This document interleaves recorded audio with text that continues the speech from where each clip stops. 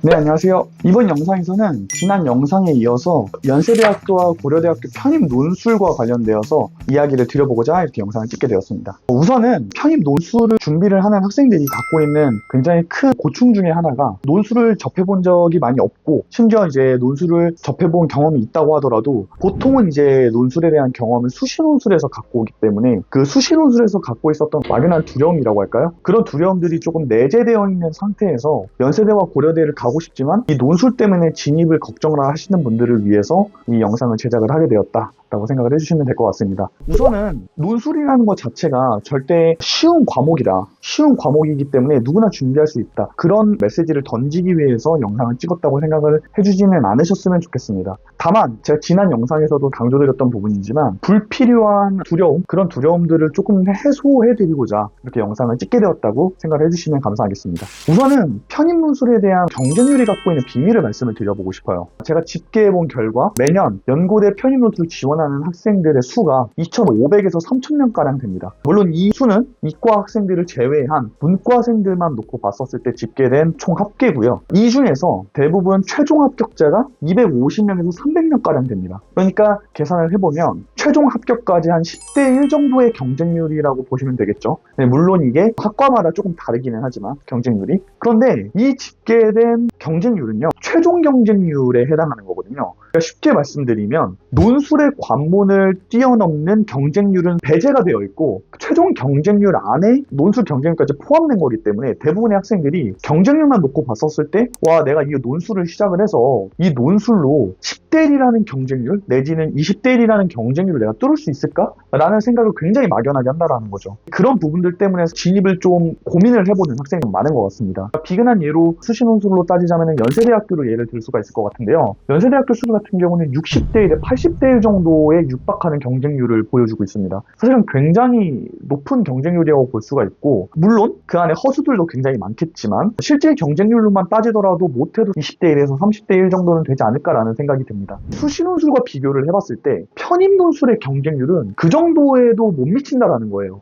그래서 이 부분을 여러분들께 지표로 보여드리면서 말씀을 드리고 싶은 부분입니다. 자, 지금 여러분들에게 띄워드리는 표 같은 경우는 일반 편입의 경쟁률에 해당하는데요. 지금 일반 편입의 경쟁률에 왼쪽 편에 보시면은 학과들이 써 있고, 그리고 두 번째는 모집 인원, 세 번째는 실제로 지원했던 인원입니다. 그리고 이 네 번째 부분을 보시면은 1차 경쟁률이고 마지막 부분이 최종 경쟁률인데요. 여러분들이 보통은 UA 어플라이나 진학사 어플라이에 들어가서 보시는 경쟁률 같은 경우는 맨 마지막에 보이는 최종 경쟁률에 해당합니다.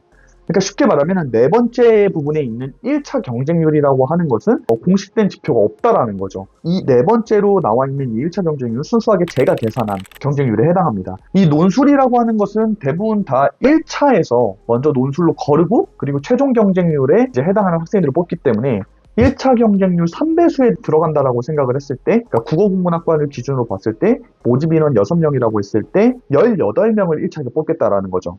그러니까 원래 지원 인원 143명 중에서 6명을 뽑겠다고 하면은 20대 1 정도의 경쟁률이 나오는데 1차 경쟁률만 놓고 보았을 때는 143명의 지원 인원 중에서 18명을 뽑는다고 했을 때 1차 경쟁률은 7.9대 1이 나옵니다. 여러분들이 이 전체적으로 조망을 한번 해보시면요. 제가 지금 계산해 놓은 표를 보시면 1차 경쟁률 라인을 쭉 봐보시면은 10대 1이 넘어가는 경쟁률을 보여주고 있는 학과는 단 한 군데도 없습니다. 보시면 아시지만 심지어는 노어논문학과 같은 경우는 1차 경쟁률이 1대 1입니다. 쉽게 말씀드리면 여러분들이 논술에서 글만 다 쓰고 나온다고 하면은 1차는 무조건 붙는다라는 걸 뜻하는 거예요.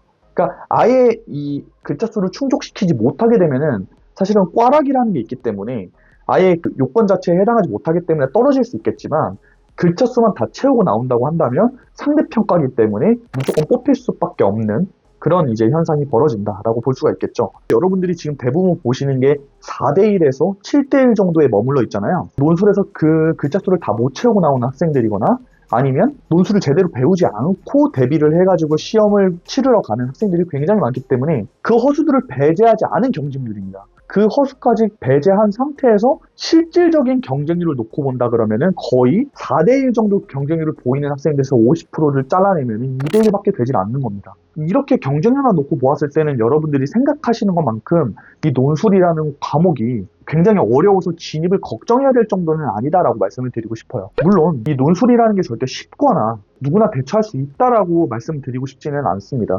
당연히 열심히 해야 되고 여러분들이 뭐 스스로 하시던 아니면은 뭔가 누군가에게 배우던 어떤 식으로 공부를 하시던 간에 열심히 공부를 해야 되는 것은 사실이지만 여러분들이 생각하는 것만큼 그렇게 경쟁률이 극악적으로 높지는 않다라는 것들을 꼭 이야기를 드리고 싶었습니다. 자, 그리고 두 번째로 제가 말씀드리고 싶은 거는 이 편입 논술이라고 하는 것과 여러분들이 수시 논술이라고 하는 것은 구분을 해야 된다라는 말씀을 좀 드리고 싶어요. 물론 문제의 유형과 그리고 난이도 그리고 우리가 작성을 해야 되는 답안 작성의 어떤 규격은 완전히 동일합니다. 그러니까 쉽게 말하면은 연세대학교 수시논술로 따져보면은 연세대학교 수시논술의 2020년도 이전 버전들이 있거든요. 그러니까 2020년을 기점으로 해서 전 버전이 있고 후 버전이 있는데 이 후 버전 같은 경우는 수리 논술이 나옵니다. 그런데 이제 전 버전 같은 경우는 수리 논술이 안 나오거든요.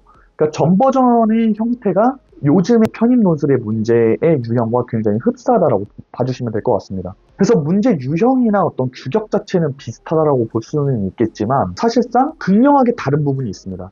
수시 논술은 정답이 존재하는 어떤 논술의 문제를 갖고 있고 그리고 편입 논술 같은 경우는 정답이라는 것이 존재하지 않는 형태의 문제를 갖고 있습니다. 여러분들이 들었을 때는 의아스러울 수가 있는데요. 정답이 있다라고 하는 것은 쉽게 말씀드리면 채점 기준표에 명확한 정답에 대한 어떤 포인트와 정답이 되는 문장이 존재한다는 걸 뜻해요. 근데 편입 논술에서는 여러분들이 생각하시는 것만큼 정답이 완벽하게 존재하지는 않습니다. 물론 정답의 방향성은 존재할 수 있어요. 정답의 방향성이 A라는 루트가 있고 B라는 루트가 있고 C라는 루트가 있을 수는 있습니다. 그런데 수시 논술에서 지향하는 바처럼 이 답안을 작성을 할 때는 반드시 이 키워드가 나와야만 하는데 이 키워드가 안 나왔을 때는 점수가 깎인다라는 어떤 부분들은 절대 존재하지 않습니다.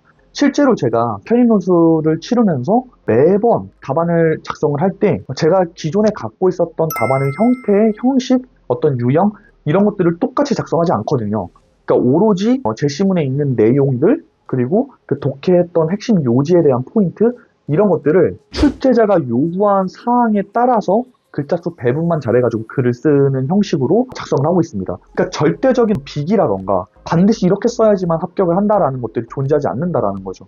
여기서 좀 오해를 하시면 안 되는 게 뭐냐면 이 편입 논술에 정답이 없다라고 하는 거는 수시 논술과 비교했을 때 정답이 존재하지 않는다라는 거지 그렇다고 해서 무조건적으로 창의적으로 답안을 작성을 하는 형태로 출제되는 것은 절대 아닙니다. 어찌됐든 간에 논술 문제에서 문제가 출제될 때는 반드시 출제자가 어떠한 바를 요구를 합니다. 제시문 가의 관점으로 나와 다를 평가하라. 이런 식으로 문제가 나온다 그러면 가의 관점이라고 하는 거를 명확하게 작성을 해주고 그에 따라서 나와 다를 평가를 해주셔야 된다는 거죠. 그런데 대부분의 학생들은 예를 들어서 시험이 끝나고 나면은 야, 가로 나 평가했을 때 긍정적으로 평가했어? 너 가에서 다로 평가할 때 부정적으로 평가했어? 나는 긍정으로 평가했는데 넌 부정으로 평가했어? 아, 나 그럼 틀렸나 보다. 보통은 이렇게 접근을 한다라는 거죠. 근데 그런 방식으로 접근을 해서 합격을 하는 것이 아니라 사실은 누군가는 긍정으로 썼지만 나는 부정으로 썼을 때 그 논증이 가의 관점에 근간했었을 때 과연 근거를 명확하게 썼느냐, 그러니까 논증을 명확하게 했느냐, 그 논증의 과정들에서 문제가 없느냐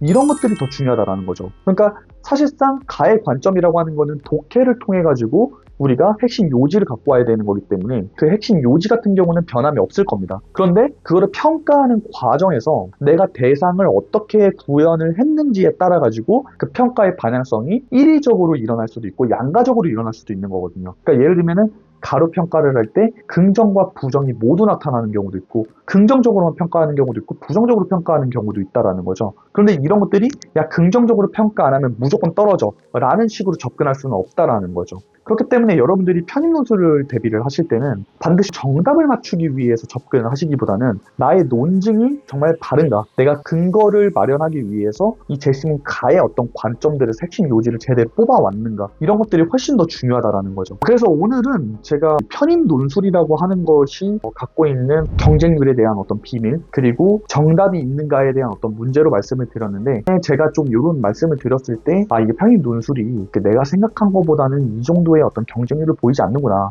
편입 논술을 공부하는 방향성이 이렇구나라는 것들을 알고 준비를 하신다면 조금 더 올바른 방향으로 공부를 하실 수 있지 않을까라는 생각 때문에 이렇게 말씀을 드려봅니다. 네, 그러면 다음 시간에도 똑같이 제가 편입 논술과 관련돼서 문제 유형이나 그리고 여러분들이 특히 인문계열로 지원하는 학생과 사회계열로 지원하는 학생들이 과연 어떤 부분에 주안점을 두고 공부를 하면 좋은지 그런 것들에 대해서도 말씀을 드려보도록 하겠습니다. 그럼 다음에 뵙겠습니다.